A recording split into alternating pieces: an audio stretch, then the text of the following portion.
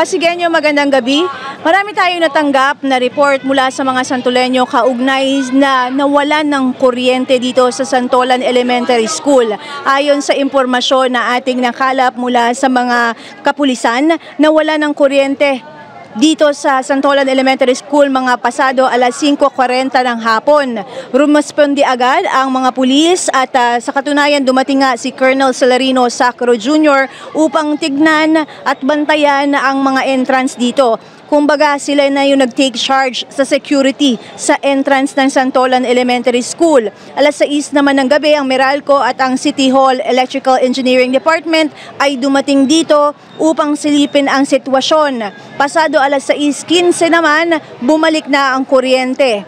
Tuloy naman ang pagbibilang ng ating mga guro dito sa kanilang mga balota at napag-alaman ayon sa principal na si Editha Tolop, ang dahilan umano ay nagkaroon ng overloading.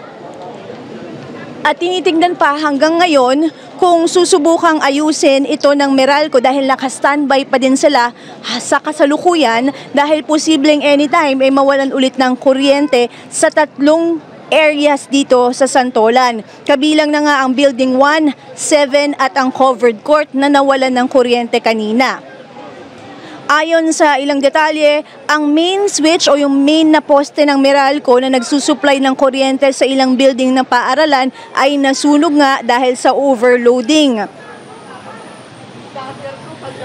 Napag-alaman din natin mula kay Tolop na noon pa man ay nagkakaroon na ng problema sa kuryente dito sa Santolan Elementary School at ito ay nai-report na niya dati.